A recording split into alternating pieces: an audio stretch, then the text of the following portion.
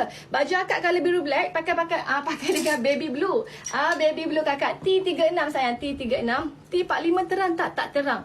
T45 tu warna soft yellow kakak. Kakak, baju akak warna biru gelap. Pakai color baby blue sayang. Baby blue cantik. Ni dia T36. Lawa T36, T36.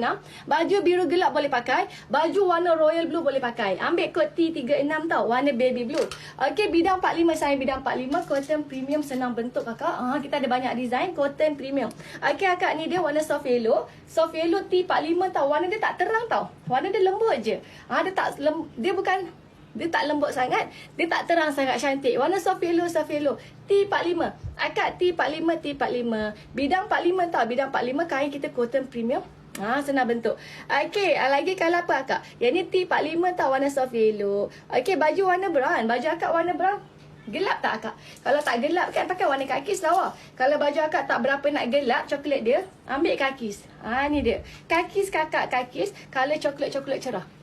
Kakis lawa. Baju coklat gelap pakai lawa. Baju warna tak berapa nak gelap pun lawa. Ni dia. Color kakis cantik.